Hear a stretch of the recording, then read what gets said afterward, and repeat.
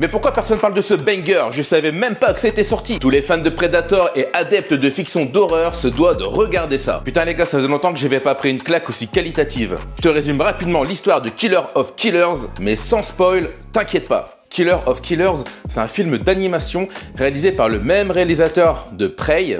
C'est donc normal qu'on le retrouve aussi sur Disney+. Comme vous le savez peut-être, les prédateurs testent depuis la nuit des temps leur capacité à s'adapter, à s'entraîner, à combattre des différents adversaires sur plein de planètes différentes, mais aussi et surtout sur la Terre. En gros, c'est comme ça qu'ils s'entraînent, mais qu'ils prennent aussi de l'expérience sur leurs connaissances. Et c'est encore ce qu'ils vont faire ici, sauf que là, ça va se produire à 3 époques différentes. À l'époque viking, à l'époque du Japon féodal et aussi à l'époque de la Seconde Guerre mondiale. Ils débarquent sur Terre et ils vont repérer et affronter ceux qui pour eux sont les meilleurs guerriers de ces époques-là. Et les gagnants vont avoir un destin très particulier. Ah là là, j'aimerais vraiment te parler un peu plus de l'histoire, mais tu connais, ici il n'y a pas de spoil et je veux que tu gardes l'entièreté de la surprise quand tu vas visionner ce film d'adaptation qui déchire. Je me pose quand même une question, c'est comment des scénaristes peuvent-ils faire un truc aussi bon là maintenant tout de suite en film d'animation, mais quand c'est pour un film, je ne parle pas de Prey, mais celui d'avant, ils nous lâchent des trucs de merde. Franchement là, c'est peut-être pour ça qu'ils ont changé de réalisateur peut-être.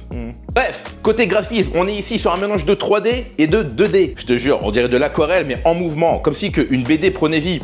C'est assez incroyable, il m'a fallu quand même 2 minutes d'adaptation, mais après je me suis dit waouh, la technique utilisée, elle est folle. Et mon plus gros coup de cœur, même si j'adore le scénario très bien construit, va pour la réalisation. Les gars, ils ont fait un petit bijou. Les plans choisis sont magnifiques, c'est ultra dynamique, il y a aussi de la poésie, de l'action comme jamais, et surtout du trash. Les gars, je m'attendais pas à ça, j'ai fait waouh. Putain les gars, si vous aimez les boucheries là, vous allez être servis. Mais moi j'étais choqué.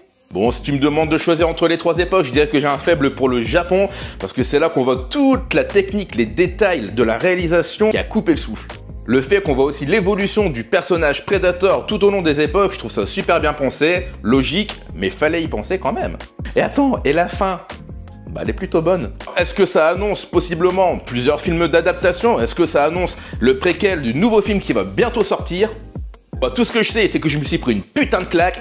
Et encore, bravo à l'équipe. Franchement, ils ont fait du bon boulot là-dessus. Et ça fait plaisir quand t'aimes une licence de voir qu'il y a des gens qui encore mettent de l'âme dans leur travail. Et franchement, on devrait me payer quand même, non? On dirait vraiment que je fais la vraie promo du truc. Si t'aimes bien Predator, tu vas kiffer. Alors va voir. Et moi, je te laisse là avec un teaser juste après. Ciao! Abonne-toi pour plus de contenu. My son, tell me why we fight. Because our enemy still lives.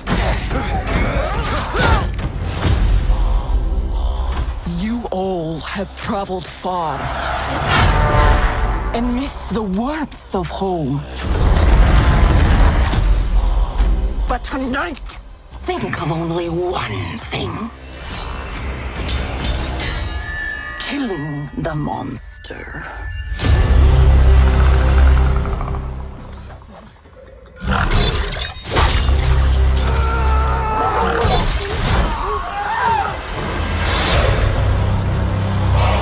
You're not hearing me. There's something else up in the sky. And it's not human. I pray you bloody your spear tonight. You are ready now.